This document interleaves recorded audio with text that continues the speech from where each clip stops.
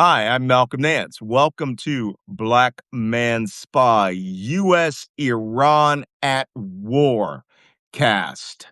And just for your own edification, we are resetting the days. We got one day ahead of ourselves, almost two, and we are resetting it back to the 27th of February, the day the war actually started. Eastern time was actually at noon on the 28th, and which is 143 days ago. So we're resetting it back to 143.2.0. But today is day 9 of the new U.S. Iran war. And let me tell you, completely different war is being waged here than we saw before, although it is theoretically Monday.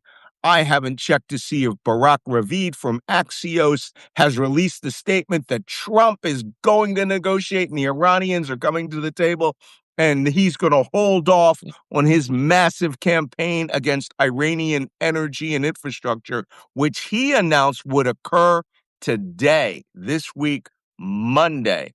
Well, if he does that, then the oil market will dip back down and he will have made, or whoever will have made, a boatload of money because oil is very high. And to talk about this and what I call the new warcast is Jacob Karsbo, Danish intelligence officer extraordinaire, coming to us from the Jutland, northern tip of the Jutland Peninsula in Denmark. Today is a day that spies have glasses. That's how you can tell, former intelligence people. We have the glasses. I have these glasses on because if you look at my eyes, I have been up every other effing hour last night. If this was East Coast time, it would have been mid-afternoon. I would have been mowing the lawn, and then I would stop and take notes. And then, no, not now. Not when you're this close, one time zone away from the war. You're getting your warnings in real time. And boy, the warnings were flying last night in every direction again. If you guys haven't figured it out, the United States and Iran, we are at war. This isn't tit for tat anymore. It is full-scale cycle of stupid, and we are stepping up into the hybrid Robert Pape, Malcolm Nance steps of escalation of stupid. And it is continuing in its finest.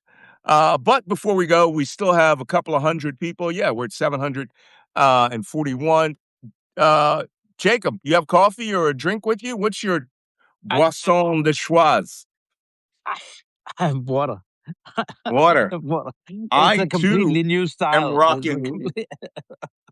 I'm rocking water and double espressos in the middle of the late afternoon, to tell you the truth. Because I Yeah, swear to God, our coffee was gone. So I yeah, I actually tried to go back to sleep in this morning around 8 o'clock, and believe it or not, they bombarded Bahrain yeah. at 9 o'clock in the morning. They were like, "Oh, you thought you guys were getting a nap? Oh, no breakfast for you. No breakfast for you." No Air shakshuka. raids were coming in left and right. So I haven't even taken a sip out of this But, coffee. This is a straight up but Nespresso double espresso. Yes, Jacob. but I have to say I got up late. Why? Because it was just fantastic to see Donald Trump celebrate with the Spanish players 2 weeks after he was going like, we have to stop all trade with Spain and they're the worst. And then he's there on the stage with the Spanish players. Oh my God. Yeah, well, You know, I just think it's amazing because if you haven't seen the video, Trump decided he gave the Spanish team the World Cup and decided again. When did he do this? Didn't he do this the last time? And he gave them the World Cup, then stood next to them while the Yes. Spanish team celebrates. And then the CEO of FIFA comes over and tries to guide him off stage, and he wouldn't go off stage. He wouldn't go off. And then he stands there, and then he steps onto the ramp down to the right, and then stops, turns to the audience, and is doing his fist pump double giraffe jerk off move, and and then stands there My favorite part of this entire story, and I see we're about to reach 1,000 people. My favorite part of this story is that all of the European newspapers, official photographs, AI removed Trump from their images. AI removed Trump from the images. And now Trump is a joke. The Washington Post is going to fire somebody because they had a story today going, Trump was ascendant with the World Cup until his embarrassing award ceremony. Oh my God, that is not funny. Well, unfortunately, this Donald Trump is senile. That's all there is to it. That's a professional intelligence assessment. If I saw Idi Amin do this stupid shit, he'd go off stage. He'd be having people shot. And Trump is just like, my ego. This is about me. Listen, they're all cheering for me. You Saddam would literally stand said there. you He'd get wanted a to. gun out. He wanted to cut. Yeah, he would have gotten his gun out and started shooting in the air. Saddam. Trump literally said he wanted to cut all ties with Spain a week ago. And was talking about pulling the U.S. Navy out of the critical U.S. naval base, Rota, Spain, where I lived for 8 years, where we have 3 destroyers that are in the Middle East forward deployed so they don't have to be in the United States. No, he's talking about screwing that because Spain's relatively good-looking prime minister wouldn't allow us to base things to kill, Iranians on their terrain. It's crazy. Wajeeh, do you have a coffee cup? I do. All right. My big blue. Boy, the big blue, I'm calling that your genie mug because that really looks like a genie. Gee. It's It's not a big bad. blue genies, right? Al-Azrakini. Okay, that being said, we've already reached 1,000 followers in less than a couple of minutes. So great. Let's go ahead and start with the significant activities of the day. But Breaking before we do news. that, Wajeeh, break it. Alert sirens sound off in Bahrain right now. 50 seconds ago, warning sirens are blaring in the Mid-afternoon. Gulf states as Mid-afternoon. attacks by Iran. Yep. The Iranian, okay, can I point something out to you? That means ballistic missiles have been flying on and off nearly nonstop for 15 hours. The first ballistic missile alert I got was at midnight, and it's now 1500. That is a lot. And let me tell you, it went all night, baby. All night. And Bahrain, they've got it in for Bahrain. They have got it in for Bahrain. There were no less than 4 major alerts on my app for Bahrain, and I haven't gotten an alert. I put it on Do Not Disturb. Usually it comes up across the top for Bahrain's alert emergency interior ministry alert app. Wow. A lot of stuff is going on, but the United States and Iran, Donald Trump is still at war with Iran. And Iran seems to be having no problem having this new version of what I would like to call epic funny, because there is no fury involved. The United States appears to be sort of out of targets. It's just like, well, let's hit that radar that has been there for 143 days. And it's like, They're dude, into how is that? recycling. Yeah, and Recycling. they're Recycling recycling the program. target sets. And you're like, how did that radar survive 143 days? What is the matter with you guys? Well, it's interesting how we've done that. So the United States has attacked Iran in what is being reported as, are you ready for this? A wider, Kan du lige ringe a, til far? a, Bare sig, he has to talk to the boss. They're calling it a wider, smaller war. So somebody figure that shit out for me. Is it wider, smaller or is war?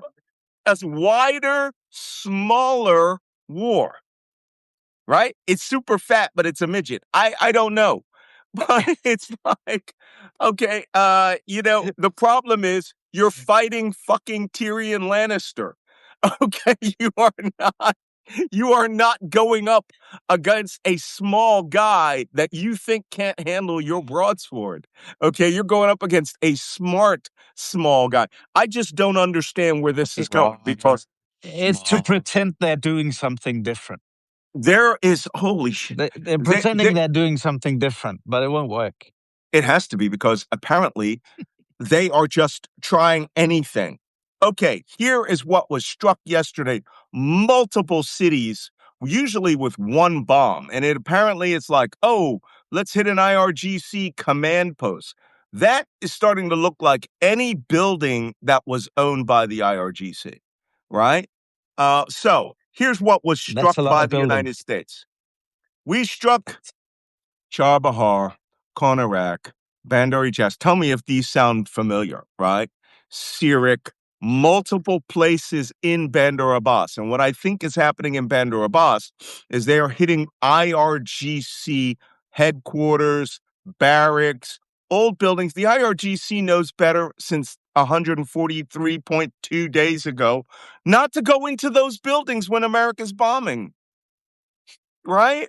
It's like, hey, bitches, we all getting new headquarters in a couple of years, right? Remember those old 1965 buildings built by the Shah? We get new ones underground. Yeah. So they hit those.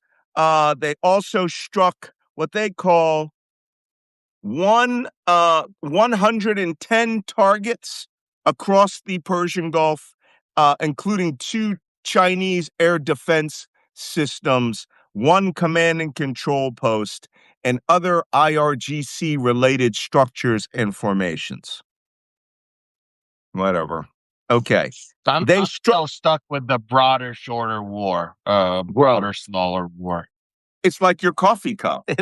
Show us your coffee cup again. It's a broader and smaller. This time with 120% more coffee. Okay, they hit the city of Tabriz in north central Iran, which had the IRGC Space Command missile base. Multiple hits on that base. You saw videos of at least 10 attacks. Those were missile launch tubes and entrance and exit doors in a mountain. And yeah, it made some pretty brush fires.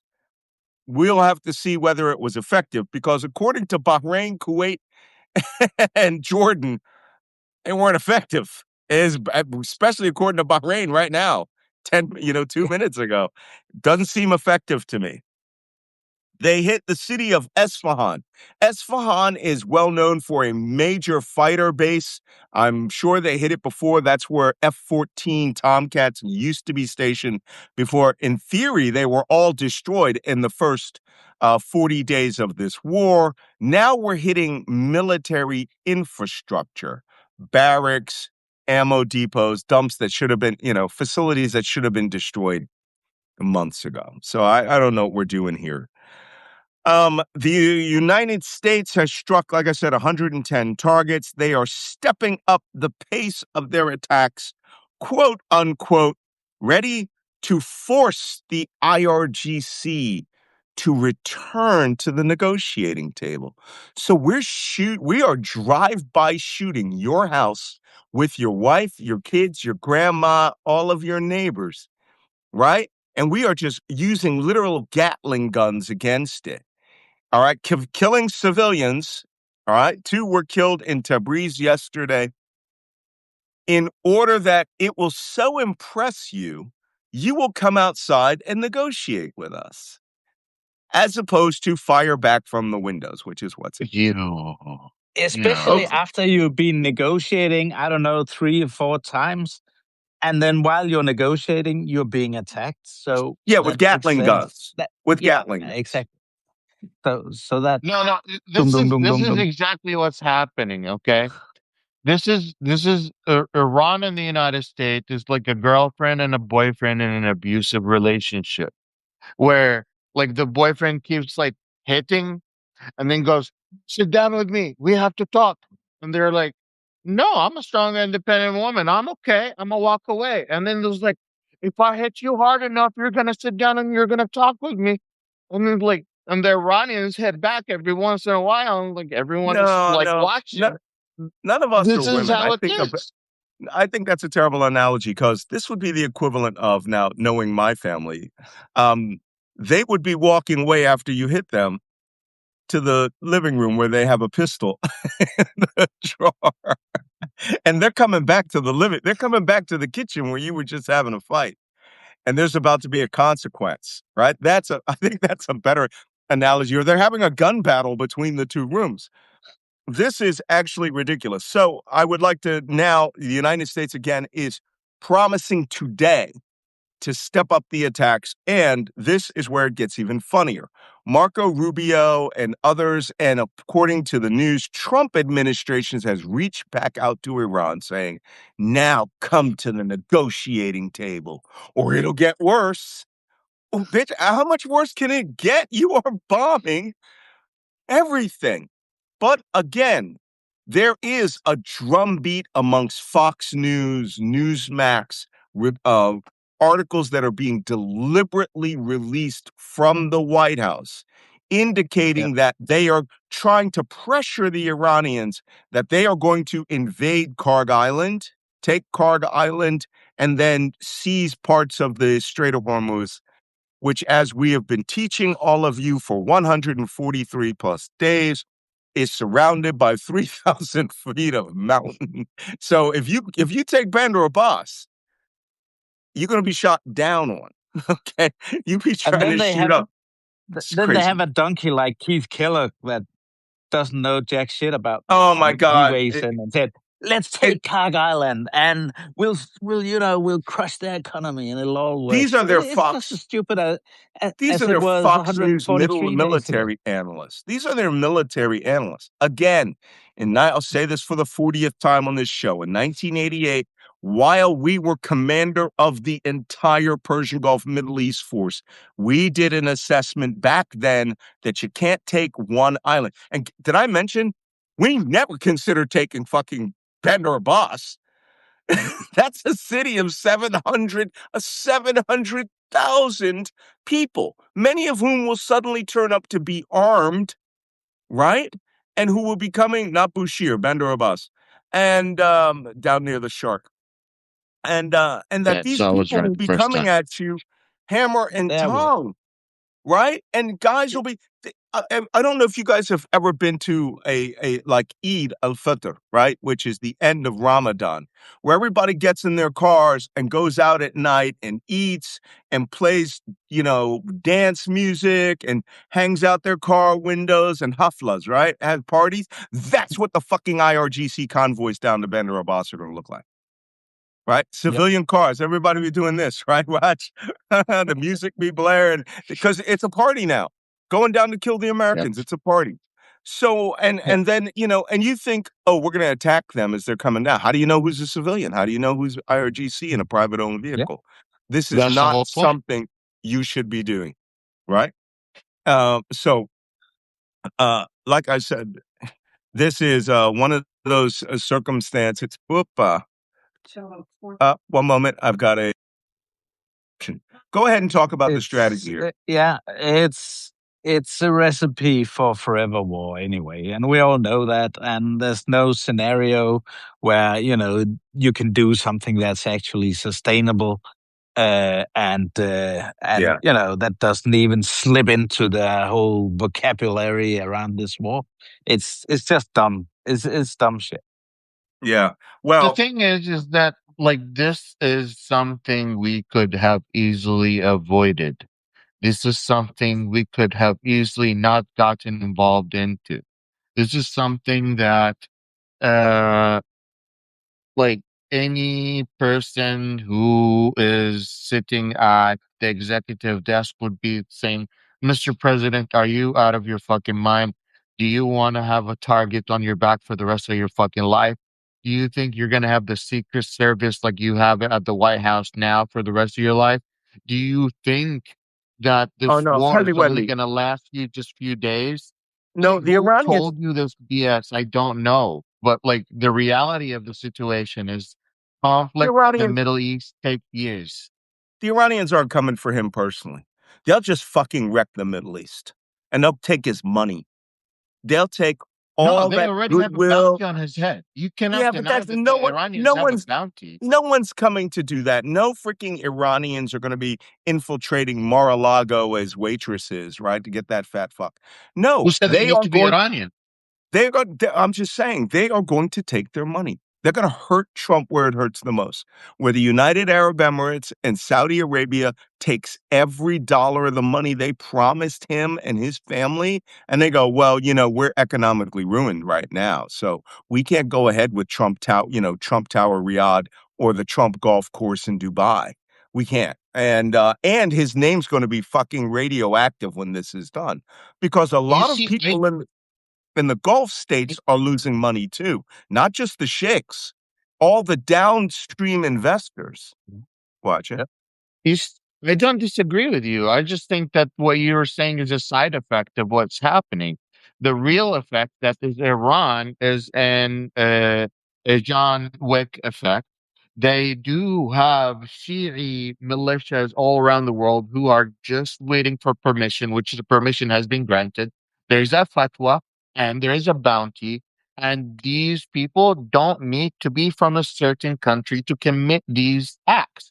And what I said is that he doesn't need to be assassinated during his administration. Iranians are patient. They're willing to wait for a Trump to get out of his office and then hit him. If I was a Trump advisor, I'd be like, Trump, people will target you for the rest of your life. You don't understand this. You really don't understand this. Yeah, Like, but I understand that, but to tell you the truth, the real issue here is strategic. The strategic impact of what is about to happen to the world will affect yeah. him far more than any fatwa. I think that I'll bet you there's a secret religious ruling that hamburgers should kill his ass. They have the hamburger fatwa, and it's like, oh, Big Mac, do Allah's bidding. But Trump is going to die of his own accord. It is not, and to tell you the truth, based on his medical review and everything that we're seeing here, I don't think he's got long. But he may be getting the full Lindsey Graham, Mitch McConnell, maybe even worse for him, a stroke. But that is not going to affect the combat that we're having right now. So let me move on with the significant events. Next, they have confirmed that 4 U.S. service members are dead in the Yes. attacks on Muaffaq al-Salti, 3, and the attacks on Erbil, 1. So One. now the soldier that was missing, or airman that was missing, was clearly inside one of the structures that was utterly destroyed, and they found his or her remains in the burned out structure, and they have now confirmed that. So the war casualty count stands now at 17 killed in action, plus 3 that we know of that have died in service. They don't count on the killed in action matrix. And we have over 520 wounded that we know of. So, because the casualty counts have been a little skittish there coming out of the White House. The soldier that was killed in Erbil. Okay, ladies and gentlemen, I'm going to tell you this. During Desert Storm, I was assigned to a EOD mobile unit. And one of the things that they taught me is this: if you are not an EOD tech, or you are not with an EOD tech, all right, and specifically told to do something, do not approach UXO. That stands for unexploded ordnance. Leave that shit alone. You mark it, and then you get back as far as possible, with the exception of a battery of guided missiles that that I personally recovered, actually, 6 anti-ship cruise missiles. I never approach UXO without a tech, right? Mark it, put out, the red tape or whatever, and then go about your business. So the U.S. soldier that was killed in Erbil and another one who was severely wounded went up to a Shahed 136 drone that apparently crash landed whole. Here's the problem with those drones, right? That drone was armed when it landed. It didn't explode. Sometimes the explosive train cooks off slowly, and this is called cooking off, to where it comes to a boil, right? And then it explodies, right? It goes bang. So these two individuals apparently approached it. One of them was inspecting it. They were not explosive ordnance disposal techs, EOD techs. And so he was killed because we will see, it hasn't been confirmed, but they said he was not an EOD tech. He should not have approached that UXO. The radius for unexploded ordnance like that is usually 500 to 800 meters, because that's how far it can throw shrapnel. Wow. So you tape it off and you leaves, right? You don't sit there with your mobile phone going, whoa, what happens? You know, look, let me get a piece of that prize. So that's what happened. Now we have 4 KIA. There is still a unconfirmed news report that 4 soldiers are in critical condition in Germany. We don't know whether that's true or not. We do know 4 soldiers were treated in Jordan and have been released. But there was a medevac out of Muwafaq al-Salti Air Base that most likely went to, no, not most likely, went to Ramstein Air Base in Germany. And our emergency stabilization facility is Landstuhl Army Hospital. That's where my legionnaires out of Ukraine went to. And they will be packaged up and then brought to Walter Reed Army Hospital, what used to be known as U.S. Naval Hospital Bethesda, outside of Washington, D.C., or if they are severe burn victims, will be flown all the way to San Antonio, Texas, to the U.S. Army Burn Center there, which handles our most severe burn cases. We will find out about that. Let's talk I'll about say Iran. Yes, please. just on this issue here, Malcolm. Mhm. The most shocking thing is the inability to defend against this at Muwafaq al-Salti, for instance, at this stage of the war, and it's far away from Iran, but still the ballistic missiles get through and does this damage, and that's shocking at this stage of the war. That you could say most of the casualties in Kuwait right at the beginning of the war, bad preparations, etc., etc. But that this happens at this time is that's shocking. Yeah, it's not like we haven't seen these ballistic missiles before. Right? They've been Exactly. falling almost nonstop for 70 out of the 100 and some odd days. Yeah. What does And that what tell we you about the current state of the U.S. military? I got No, to that's tell a you genuine something. question. I got to tell you something. I fought. I've been in every major engagement other than Panama and Grenada. But if it occurred in the Middle East, right up until Desert Storm and right up to the invasion of Iraq, and even after that, right? I went to Iraq after the initial invasion and Afghanistan. We would not have accepted this level of incompetence. Certainly, when I was in Desert Storm under General Norman Schwarzkopf and Colin Powell, if they had been in charge of this war, the Iranians would have collapsed already. I mean, their utter competence, it was what drove that. And most importantly is this. We would watch what we call the 5 o'clock follies, which was General Schwarzkopf's and General Powell's briefings every day, where they explained to the American public what was happening to their sons, daughters, relatives, and American servicemen and women. They wouldn't tell any secrets. They wouldn't tell any secrets the Iraqis didn't know, right? Like when we did, Operations, 72 Easting, we came around with that left-hand punch. Believe me, the 3 Iraqi divisions we devastated knew we had just kicked their ass. Right? So if we're telling Saddam, hey, we just wiped out 2 armored Namek division, trust me, Saddam knows. And in that case, they want Saddam to know. So, but the things that were happening elsewhere, like deception operations, and we prepared for an amphibious landing even, that we kept to ourselves, but we didn't lie to the American public. Every time there was a casualty, we told you the same day after their parents were notified. But we didn't, aircraft got shot down, we said it. You know, these guys are like, we're telling nobody nothing. Well, that's like, I don't even want to get into it anymore. There are no journalists attached to the military. There's a bunch of right-wing pundits. Jack Posobiec was kicked out of the Navy for doing the Pizzagate conspiracy theory, and he's a credentialed Pentagon correspondent. But there's no New York Times journalist, no Washington Post, no major news organization because they refused.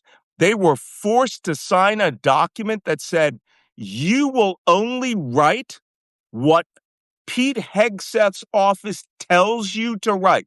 That's the document they were forced to sign, which is why we're getting no information, which is why I'm afraid to say it. Egyptian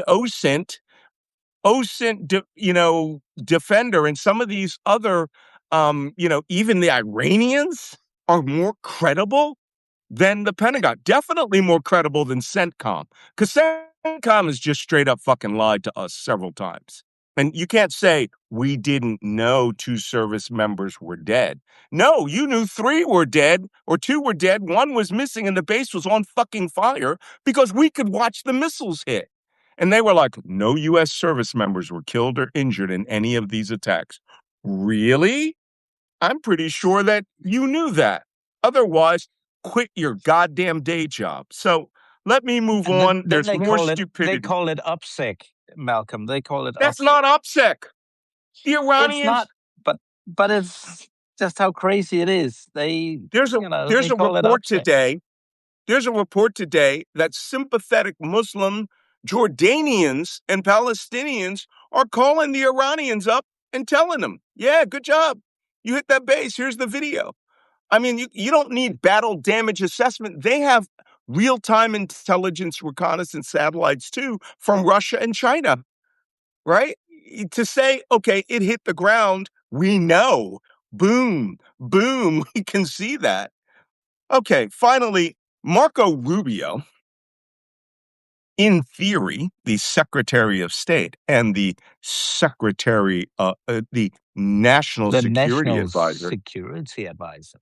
Yeah. Marco Rubio, he's big mad again. He's big mad because he says other countries must step up and help us pressure Iran to stop Especially fighting the Spanish. and go to the negotiating table. Yeah. Really? I have some breaking news. Especially the Spanish. Okay, break it. U.S. announces the launch of the first pilot zone in southern Lebanon. The United States says operation have begun in the first pilot zone in the southern Lebanon as a part of efforts to implement the ceasefire framework agreed between Israel and Lebanon. The statement, U.S. Go ahead. Yeah. Are any U.S. troops there? U.S. State Department spokesman Tommy. They did not say, actually, military, no U.S. troops yet. No. So this is that area near Nebatia that the Lebanese army was supposed to move into. And in theory, the Israelis were supposed to pull back from 1 kilometer. And the Lebanese army has made it clear they will not be in the same village as Israelis because Israelis have a tendency to just kill you. They don't like the Lebanese army, as we saw where they killed that general, who most likely was really opposed to this operation and following orders. So the Israelis just executed him. Okay, let's set that aside. I still have the Iranian attacks to go over. If it's not like really breaking news, let's hold on that. Okay, Iran had something to say about America's attacks last night. Sorry, the light is very bright here. Iran went out and in the continuing the circle of stupid, punished the United States by attacking Kuwait. multiple attacks on the Ali Al Salam Air Base, and they have confirmed they have wiped out one of their power plants. So much that today there was videos of 10 massive temporary generators that were being brought up into Kuwait City from other parts of the country, or maybe even Saudi Arabia, because there are parts of the city that are the power system there is failing. In late July in Kuwait, along the coast. Now, Kuwait gets 40-degree temperatures also, but they also get 90% humidity. And that has got to be miserable. So imagine that country losing power. Now, I don't mean they're going to sit there with those little fans. They need air conditioning. When I was in Kuwait City, we invaded. That was January, February. That was February, March, and it was hot, right? Yeah. It was And temperately hot. Please. and as I'm telling people, back in the day in 2003, our record, if we took a uniform, soaked it completely, put it up on a clothesline, it took 11 minutes to dry it. That was just up the road from Kuwait in Yeah, Basra. in Basra. So they don't have the nice breeze that I have here up in northern Denmark. Yeah. No cool breezes, brother. No cool No breeze. cool breeze. Wait. Cool breeze, baby. Cool breeze. All right. Kuwait got hit. Bahrain. Bahrain has taken multiple attacks. They have not confirmed where these impacts have occurred, but I can pretty much tell you it was Sheikh Issa Base, Manama Port, and of course the attempting to kill the U.S. high mobility multiple rocket launch systems, both in Kuwait and in Bahrain, that have been firing. Next, Jordan. We talked about this yesterday. We can confirm this now. Aqaba Airport, Prince Hussein Airport in Aqaba, Jordan, which is right across the street. You can look at Eilat, Israel, was struck by 2 ballistic missiles yesterday in an attempt to destroy the U.S. KC-135 tankers and the U.S. P-8 Poseidon reconnaissance aircraft, which, by the way, moved from Al Udeid base in Qatar because it was too dangerous, because they devastated the flight line in Qatar.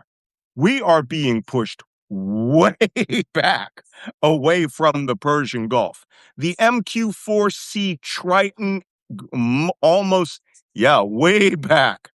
MQ-4C That's it. Triton reconnaissance aircraft, which is a high-altitude, almost $750 million Navy reconnaissance aircraft. It does multi-sensors, electro-optical, signals intelligence, electronic warfare, flies at high altitude. Their base was struck, and it has been so devastated, they were forced to move. Hey, show this on the map, Jacob. All the way to Sigonella, Sicily, where I lived at one point, south of Italy, our U.S. Air Base on I the don't even have a map. the western side, of the Mediterranean. It takes 2.5 to 3 hours to fly to Israel from that base. So Yeah. you're talking a 4-hour flight from Sigonella just to get to the patrol area that they used to fly out of Al Udeid or Yeah. Prince Sultan Air Base in When you do that, you say, "Get the hell out of the Middle East." Just go somewhere they're out else. now. And they're like, they lost one of those aircraft, which we haven't figured out whether it was due to technical malfunction or hostile fire, but it went down right off of Bushehr. And it's like, oh, there's almost $1 billion gone, right? And that thing operates through data links and ground stations, okay? And that is an expensive-ass toy. And yes, it flies very high altitude, near space. It has the ability to loiter for days, but not if you're flying from Sigonella, Sicily. That means your time on station is cut by 5 hours in both directions, right? And it needs special ground handling, your crews. You just can't sit it in Muwafaq al-Salti and wait for drones, ballistic missiles to hit you. You're not going to get hit in Sicily. Then again, you might. But the Iranians are smart enough not to do that. Let's move on. Strait of Hormuz. The Iranians, not to be outdone, struck 2 tankers yesterday in the Strait of Hormuz. One was off of Qasab, 8 nautical miles to the northwest. It was a Greek tanker called the Karomilas. It was last known to be on fire with the crews fighting the fire. It is not known whether the ship was abandoned yet. No information on the other ship, but the UK MTO said a second ship was struck.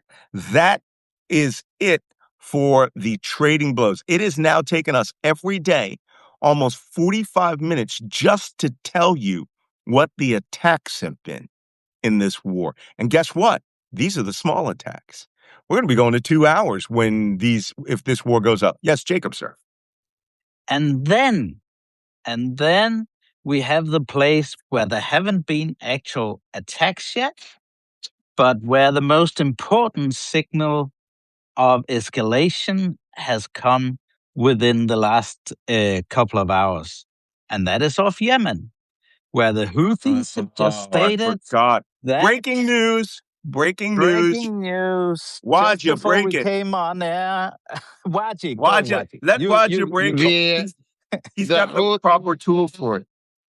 The Houthis, before this podcast started by 20 minutes, have announced that the blockade of the Bab al Mandab will start and all Saudi shipments will be intercepted from now on. I told you guys that this will be the next thing that the Iranians and Houthis will do.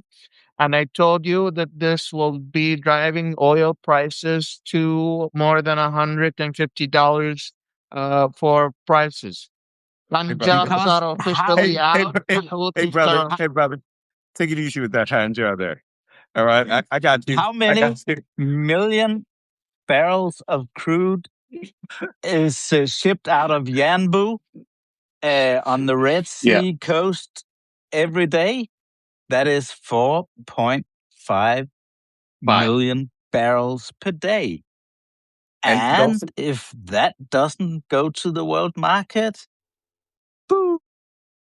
Well, somebody said that is the only thing Saudi Arabia is able to export at the moment. Remind you, Saudi Arabia previously used to export between 10 to 30 million barrels a day. Now, with the war situation, they're able to export 4.5 million barrels a day, which is nothing compared to what they used to sell. So they're barely making ends meet selling those barrels of oil.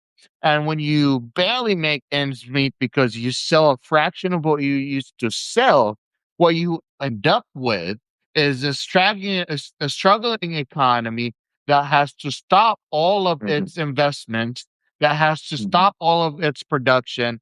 And now they are borrowing money from the International Monetary Fund, and they are in more than $30 billion in debt because of this war.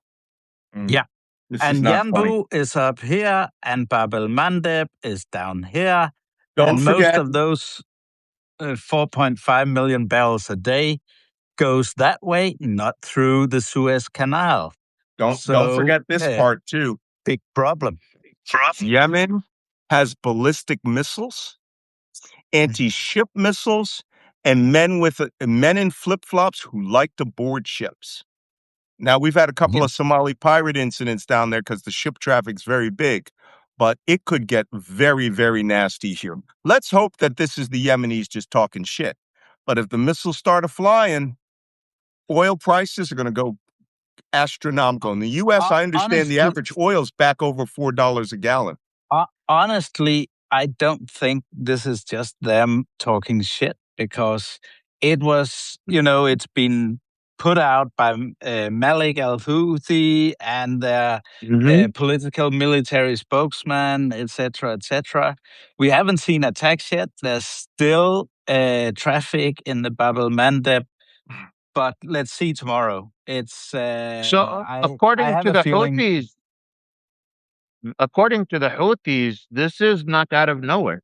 Saudi Arabia has enforced an aerial blockade on the Houthis and are not allowing any Houthis from leaving the countries or using the airspace that they have. Well, And in response to that, the Houthis are shutting down the Saudis' maritime waterway for Bab al Mandab. It's as simple as that for the Houthis. well, let me give you guys an indicator of something. I had this was later on in the report, and I thought, oh, this might not be significant enough till we talk about this. The Saudis have started deploying an RC-12 Beechcraft signals reconnaissance aircraft, pulling orbits off of Yemen. Now, why do you say, oh, that's no big deal? It's just the Saudis doing reconnaissance. No, they could use bigger aircraft. This is the airplane that we got Pablo Escobar with, and they've now deployed a second one down there last night. This thing has the ability to go after cell phones and give precision locations, precision enough to put a missile on your ass or a bomb on your ass. So I suspect the Saudis, working with the United States, are going to see if Malik Al Of course Houthi they are. has a cell phone near him. And if he does, he shouldn't, right? If he does, it could be very significant in what we do. But we may be getting a new phase to this war. And we already told you Yeah. that we started seeing proxy activities by the South Yemen, the recognized government of Yemen, this attack on Sana'a airport, pushing the Iranians and the representatives back, the Miran Airlines back to Hodeidah. And now you may see the Saudis start stepping up. As you said, there's an air campaign and air embargo. Well, the Houthis have something to say about that, and they can say it with ballistic missiles, and they can make everybody's life unhealthy. Everybody's life unhealthy. Yep. To answer the question somebody put up there, no, flip phones will not help you. That's old tech. No. We'll find them things in a heartbeat. All right, flip-flop sandals. Okay, that's it for significant activities. Anybody else have any more breaking news? We've gone almost an hour just with basic news. Kuwait Uh, is I think that'll right do. now, at just 8 seconds ago, they're under direct missile attacks from Iran. What I tell you about all day, all night. This shit's been going on all night. They are coming at this. They are now waving these people. And you know what I suspect is happening here? Because I haven't heard Kuwait hadn't been hit since about 8 this morning. They are doing battle damage assessment and are now executing a restrike series of orders. Yeah, okay. Somebody told me that Iran's entire ballistic missile inventory and capability was destroyed. I am seeing alacrity. I'm seeing them respond quickly to these activities. And you know what? That is the sign of a thinking, competent enemy. And I have never, ever underestimated my opponents to think, oh, yeah, we're better than them. They will bite you in the ass when you think that you Yeah. least expect it. Like I said, the most clever thing I ever saw in my life was the donkey bomb in southern Lebanon. Right? 12-year-old kid with 2 giant bombs under a panniers full of apples and olives. And he walked right up to an Israeli checkpoint, and as they were laughing at him and the donkey, he killed, I believe it was like 4 or 5 soldiers. It's like, whoops, this is what happens when you underestimate the capacity of your enemy to bring hurt on your ass. And by bringing the Houthis into it, that means this war hasn't even really started. This will exceed the capacity of the first war. Right? We've been waiting Yep. for the Houthis to come up. Pop up Hallmark missile card. Don't laugh. So anyway, that being said, okay, I do not have the questions set up. I have been answering the questions separately because these shows have been going a solid hour. And some people are saying like, hey, we'll address those. And some of them I do have to think about. The donkey was killed, Michelle. It was part of the bomb. So let's go on to, if you guys have any last comments, because now we have to go and start tracking all the stupid that came out. Oh, I do have one last point. Donald Trump's approval on this war as of MS or CNN yesterday. Ready? Somebody give me a guess. What percentage do you think? MAGA is a crazy 41%, right? So what do you think his approval is on this war? Less than 10%, Overall? maybe No, it would never 15%. Overall? get down to 10%. Overall. No. On the war. Oh, that 20% not cases, right? No. 20% not cases, probably. You're close. No, we actually call it the crazy 30 because even Richard Nixon had Okay. 30% approval rating after he was impeached, after he quit. 29%. Okay. That's what this war's Okay. approval rating is right now. This war has a 29% approval rating, which means 15% of the crazy Trump loving Republicans, right? Because usually he gets 45% solid, between 41 and 45 for anything that he does. 15% of the pre-war I love Trump Republicans no longer love him. So this is I wanna murderous talk to territory. that 35%. I genuinely wanna know what they're thinking. 29%. Rick Wilson said 27% yesterday. Yeah, they hate Arabs. They hate people of color. They're just racist. And they think America, fuck yeah. Yeah. And that this is like Mm. cool bombs and Yeah. guns and helicopter rides and dudes. And warriors. And Warriors. Yeah, doing testosterone. warrior shit. Testosterone. Yeah. Testosterone, Yeah. right? They know that your testes shrink if you take testosterone. You break out in pimples if you take testosterone. It's the same effects of steroids, right? It almost nullifies It your is sexual steroid. drive. It is steroids. So it nullifies your sexual drive. These guys are like, dudes. Somebody said this yesterday. Did you guys see that World War II video? Or it was a video that they made up of a World War II style training film for taking to get high T Army, and it's Pete Hegseth, dancing and singing with ripped men, Yeah. and the last thing the video says is, "I love men." Well, apparently That's right. that's sort of where he is. He doesn't like women. Doesn't like women in the armed forces. So somebody says No. T-Rump causes infertility. All right, ladies and gentlemen, if you've watched this on YouTube, then you've watched a recording of our Substack. We are actually in the process of not figuring out, we know how to do it now, of making this a YouTube live and a Substack live simultaneously. They are two separate audiences. We want you to come subscribe to us on YouTube. Subscribe to Wajeeh, subscribe to Jacob and me on Substack. I'm begging you, if you want to support these operations, especially if we have sustained reopened warfare, I'm pretty sure we will shoot back up to the numbers that we had because we do explain it very clearly, very plainly, without pulling any punches. Black Man Spy is still the number 10 world news podcast or world affairs podcast on Substack. And that's saying a lot. I mean, even Al Jazeera and, BBC are up there. So I feel great to it. So thanks for coming to today's episode. I will post the questions and I will be answering the questions on the Substack chat. And for those of you who would like to chat, who want to become part of this community down here, I read all these comments. If you see me not looking up here, but looking down there, I'm reading your commentary.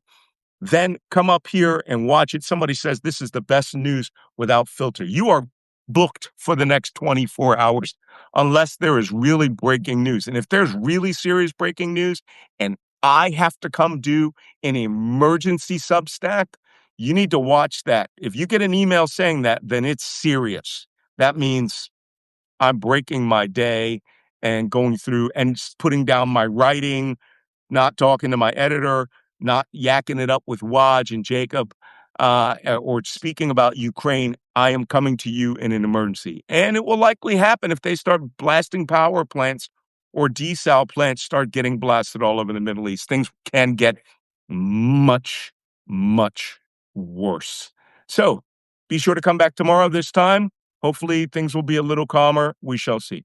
Jacob, Wajeeh, thank you so much for coming today. I will see you all tomorrow. Yes? See you Yes. tomorrow. I want to let everyone know that I do have my interview with Deborah Shushan coming up Oh, at Doc Shushan. 11 a.m. Eastern today. So stay tuned. It's going to be That's in 1 here hour. within an hour. Yeah, in 1 hour. So join us. All right, Dr. Shushan. So, all right. Okay, everybody, take care. We'll see you all tomorrow. Bye-bye. See you tomorrow.